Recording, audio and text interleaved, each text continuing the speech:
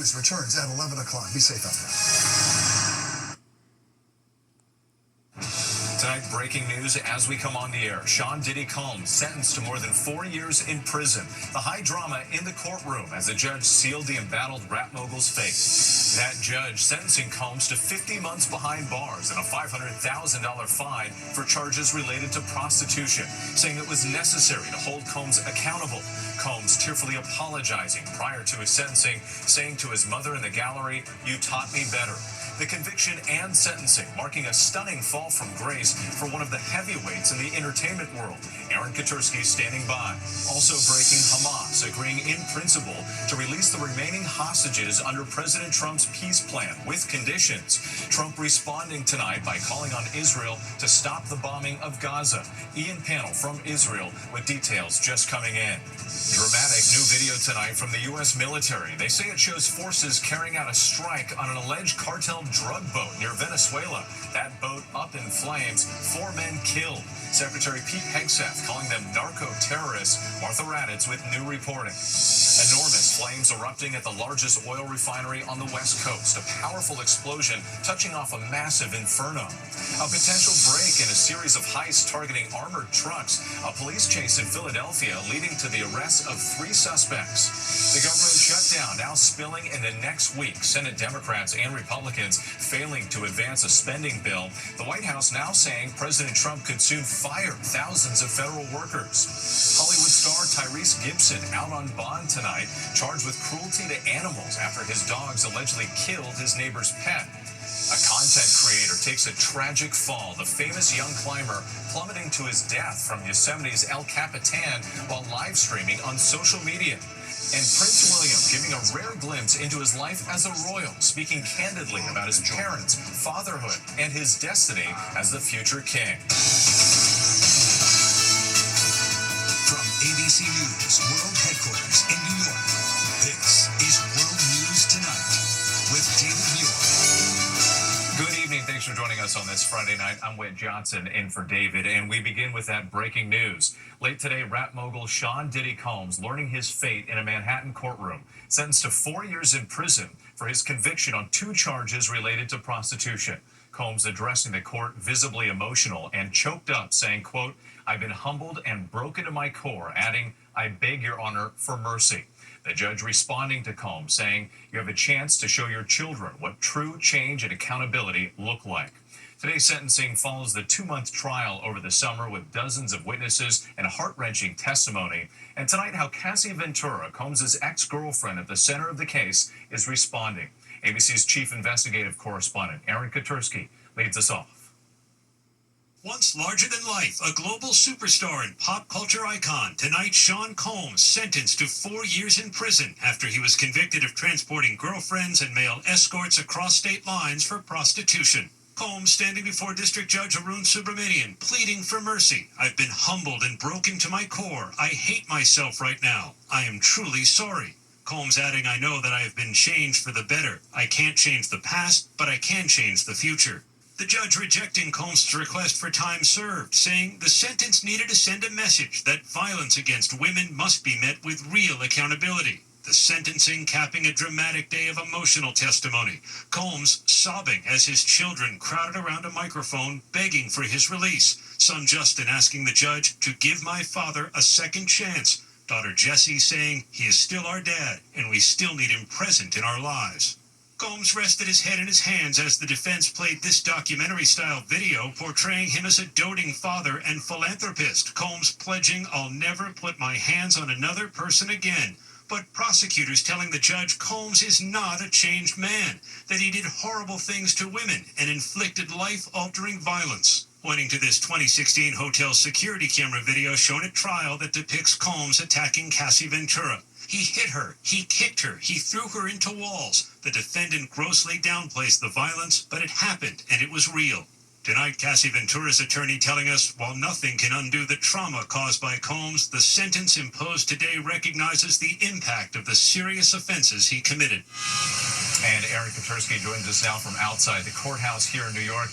Aaron, the defense wanted Combs released immediately. Prosecutors were asking for 11 years. How did the judge explain the sentence?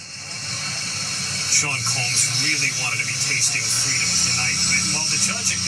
his history of good works, he said they could not wash away the record in this case. Combs will get credit for about a year of time served. All right, Aaron, with that dramatic and emotional day in court, we appreciate it. We have more breaking news we're following tonight. Hamas agreeing in principle to release Israeli hostages under President Trump's peace plan. Late today, the president reacting to that statement from Hamas, calling on Israel to stop bombing Gaza. ABC's chief foreign correspondent, Ian Pannell, reports from Tel Aviv. Tonight, President Trump calling on Israel to immediately stop the bombing of Gaza, saying Hamas is ready for a lasting peace. The president responding after Hamas released a statement saying it accepts some of President Trump's peace proposals, agreeing in principle to release all the remaining hostages, alive or dead, but there are conditions. Hamas saying it's willing to free all the hostages as long as proper field conditions are met, saying they're ready to negotiate those details immediately. In addition, Hamas saying it would hand over the administration of the Gaza Strip to a Palestinian body with support from Arab nations, something it's agreed to before. But there's no mention of disarming as President Trump demanded. Hamas announcement coming just hours after the president set a Sunday deadline for Hamas to accept the deal. Tonight, the president saying, based on the statement just issued by Hamas, I believe they're ready for lasting peace. Israel must immediately stop the bombing of Gaza so that we can get the hostages out safely and quickly. Right now, it's far too dangerous to do that. We're already in discussions on details to be worked out. This is not about Gaza alone. This is about long-sought peace in the Middle East. This appears to be pretty stunning. It's the first time the White House has actually said that Hamas is ready for peace, and it puts the ball firmly back in Israel's court. Now, although Hamas hasn't actually agreed to much of what President Trump proposed, it's talking about more negotiations. Qatar and Egypt continue to be involved in coordination with the United States. This does appear to put huge pressure on Prime Minister Netanyahu to finally end the almost 2-year-long war. And as you still pointed out, some key questions about the way forward here. Ian Pannell for us. Thank you. Next tonight, the Pentagon announcing another U.S. strike on an alleged drug trafficking boat decimated off the coast of Venezuela. Secretary Pete Hegseth says 4 men were killed. He described them as narco-terrorists. Despite questions about evidence and due process, the administration insists lethal strikes like these will continue. Here's ABC's chief global affairs correspondent, Martha Raddatz.